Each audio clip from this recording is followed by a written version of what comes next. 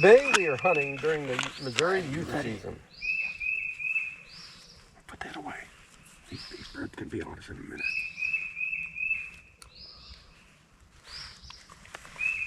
I've been paired up with my buddy's oldest grandson. I decided to take him out on a different location on the farm and show him a different style of turkey hunting.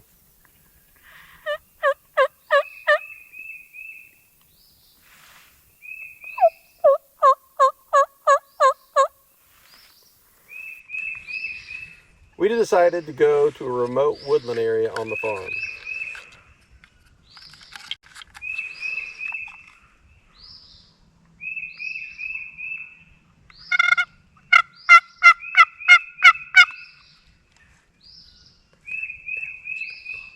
I know he's close. The area that we will be hunting is a ridge top with a large oak flat, several hundred yards from any of the fields on my buddy's farm. One's on that far either. They get that gun straddled across you. You don't want to have to reach for it. Because when you're hunting in the woods like this, they'll be going like that. You won't see them coming. You won't hear them. Because lots of times they don't gobble. The birds often roost just off the top of this ridge in several directions. We often hear them gobbling first thing in the morning off in this direction, so I have high hopes that we are going to get into an engagement with a bird.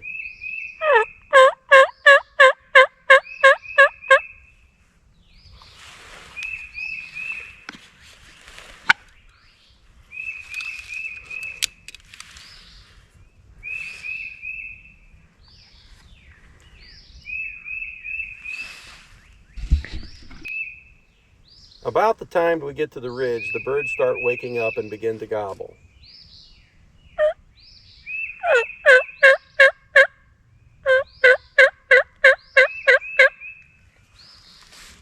We work in as close as we are comfortable to a gobbling tom and pick out a tree with a double trunk to set up. We need a tree large enough for 2 hunters to set up on and break up our silhouette.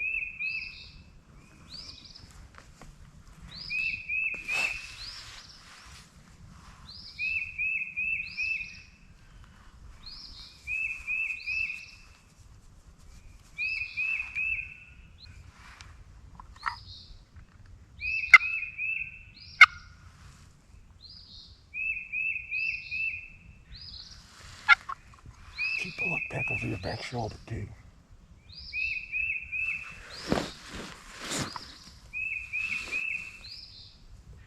When turkey hunting, I often bring a camouflage screen that is about 24 inches tall that I can set up in front of me. I like this because it hides any movement and screens any motion below the top of the screen that allows me to work a box call or operate cameras in order to film the hunt.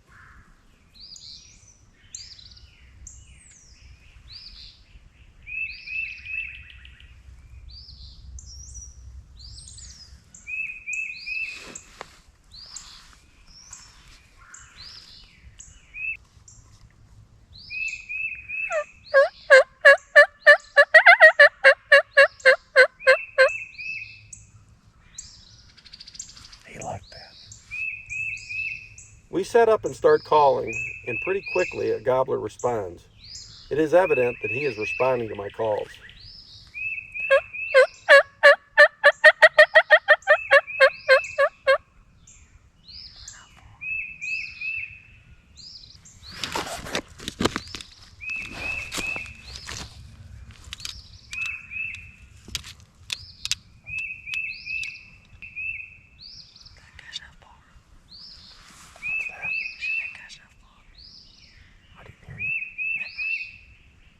They need to be inside 30 yards with that gun. Okay, so how far away is that? When turkey hunting, I like to carry a rangefinder and range different trees or other markers so that I know when the animal is within the kill zone. 16 yards.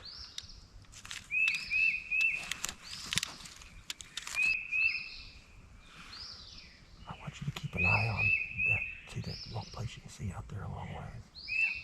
Because I could see a bird sneaking in on us right there.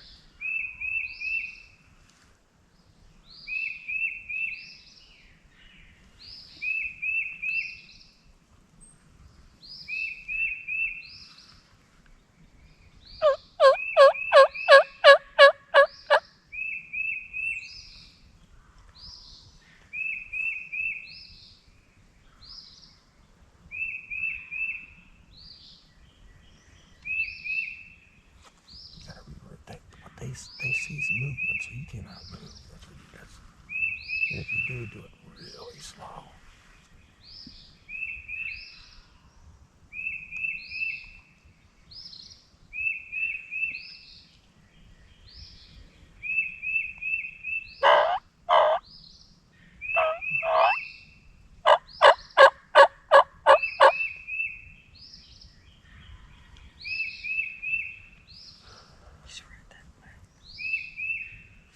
Got a point. Make sure you keep down below that net. That's why we put it up. To keep your movements low.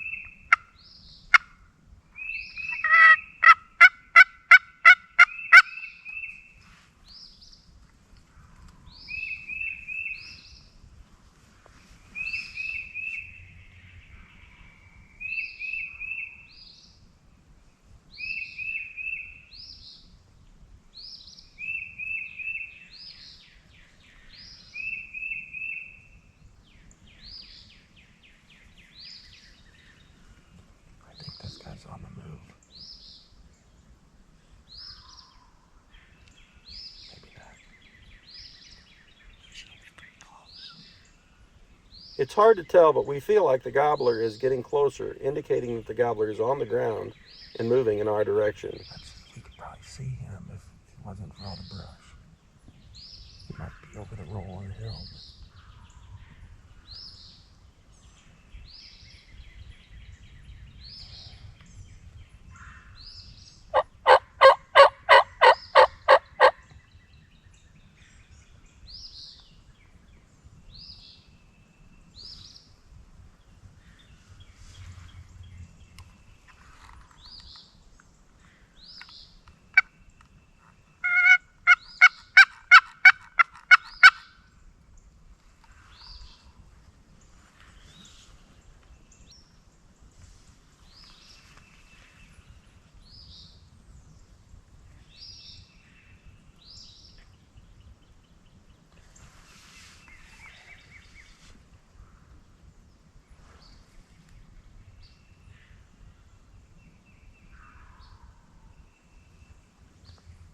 He's getting closer.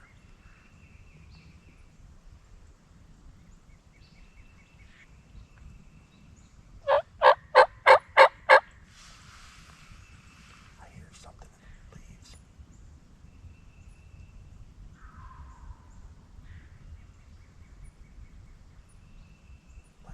Like it was like scratching in the leaves. Like drumming or something.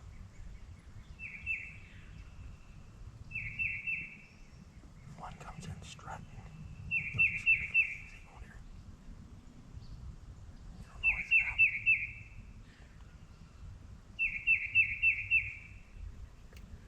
This is Nolan's first hunt outside of a blind. He has killed a couple of turkeys in the past few years. On all of the past hunts, he has hunted out of a blind. This is the first time that he has hunted outside of a blind on a timber hunt. This guy's coming. I don't see him, but he's coming.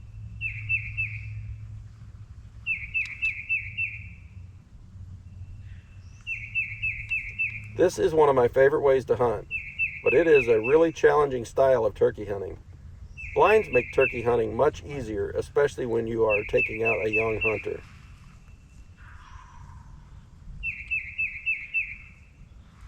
Maybe I should call one more time.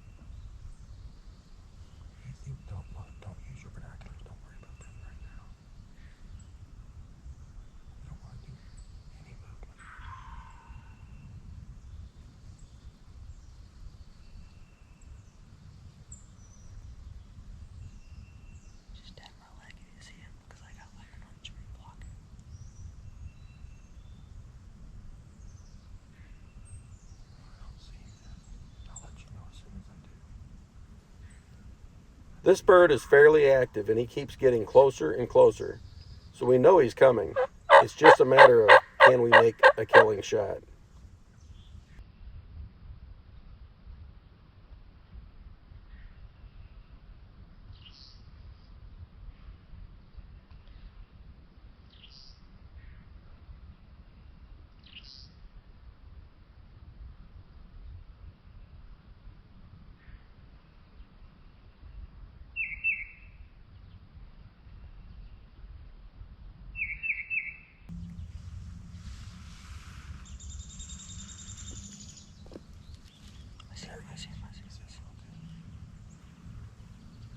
Suddenly, both Nolan and I spot the bird down the ridge about 70 yards. The bird is moving extremely slow, but he does appear to be searching for a hen.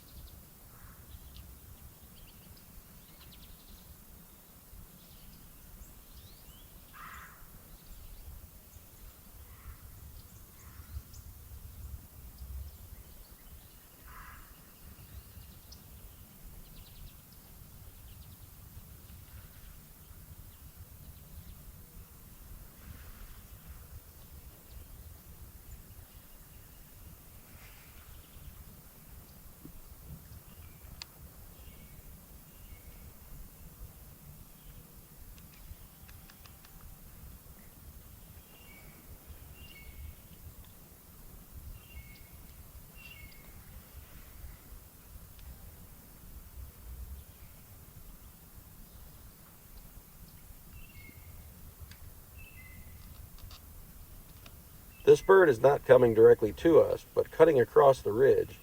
If he continues on that path, there's a chance that he might swing around behind us.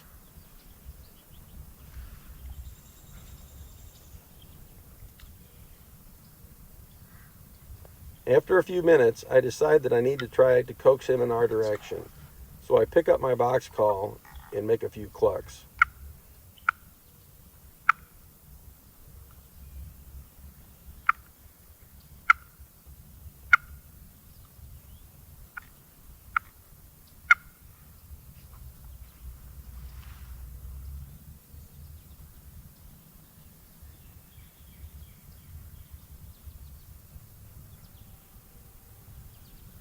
The bird either saw us move or didn't like my calling. In any event, he broke out of the strut and turned around and walked away, unscathed.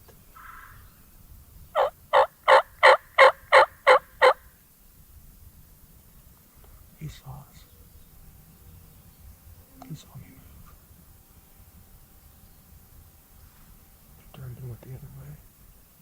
Do you see him still? No, I don't. Just kidding. He'd probably silhouette me behind this tree right here.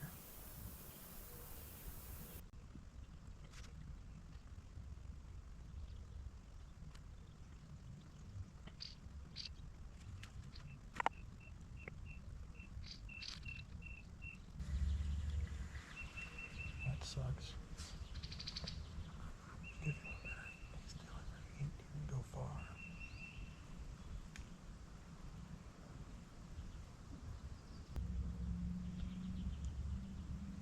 I don't know if you ever saw our decoy though. Oh,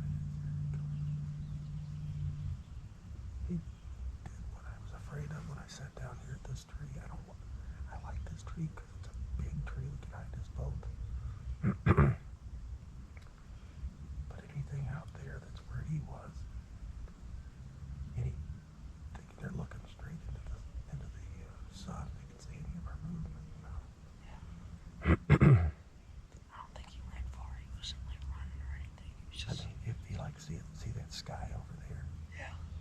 and that anything that gets into that area, you can see it way better than you can over here, right? And that's the perspective he's got.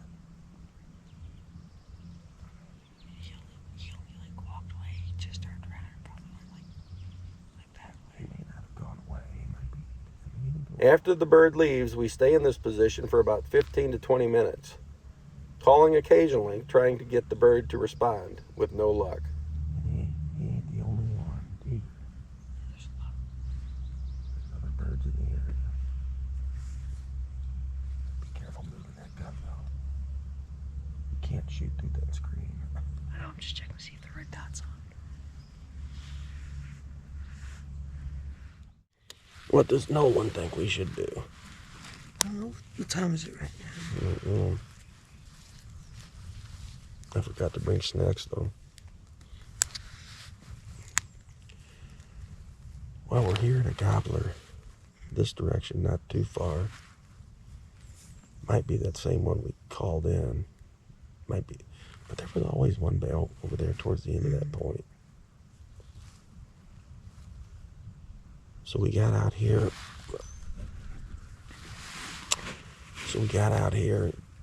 Before they got out of the roost and got set up, and there was a gobbler not too far out in front of us on the other side of this ridge. We didn't hear him fly down, but I'm sure he was on the roost when we started. And anyway, he came in closer. We called him in, and he got out here about 60, 70 yards out through the woods, and we saw him. He was full strut. And but he just kind of locked up. He wouldn't move. He wasn't coming in. He stopped gobbling. He wasn't gobbling. He hadn't made a noise in a while. And I just picked up my box call and tried to purr to him a little bit. He didn't like it. I don't know if he saw my movement or if he just didn't like the sound of that box call, but his head popped up and he turned around and just walked away. Out of our life forever. Sad, isn't it, Nolan? Mm-hmm. So we've been sitting here. We got one gobbling on this other hillside. He's quite a ways away, and this one doesn't sound that far away down here. It could be that same gobbler. He just went down there and reset up and started gobbling again. So what we could do is pick all our gear up and move about 100, 150 yards that way. Get on top of that other little hillside over there and reset up and see if we can't call that bird in. He's the closest one to us, I think. So that's our options. That's probably what we're going to do. Peace.